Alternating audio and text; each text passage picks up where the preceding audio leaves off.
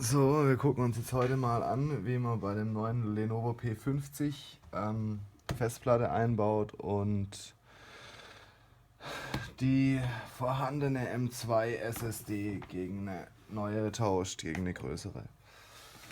Dazu einfach erstmal umdrehen und sämtliche Schrauben, die dieses untere Panel hier halten, lösen.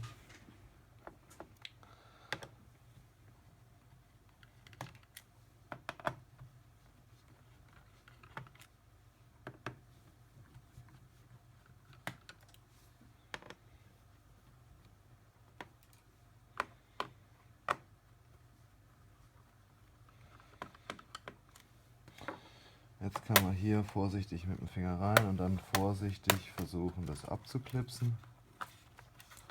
An manchen Stellen, wo es schwer geht, ein bisschen reingreifen. So, in der Standardkonfiguration kam es bei uns so an, das heißt mit einer 256 GB M2 SSD.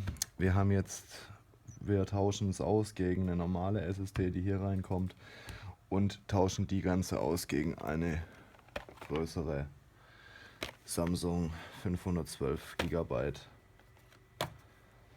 SSD M2. So, dazu einfach hier die Schraube lösen.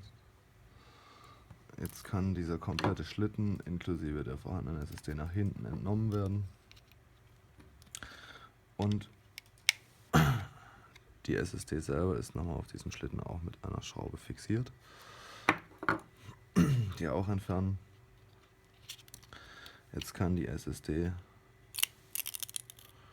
vorsichtig nach oben und hinten rausgezogen werden. Na, will mal wieder nicht. So. Damit hätten wir die SSD draußen. Jetzt kannst du erstmal abbrechen.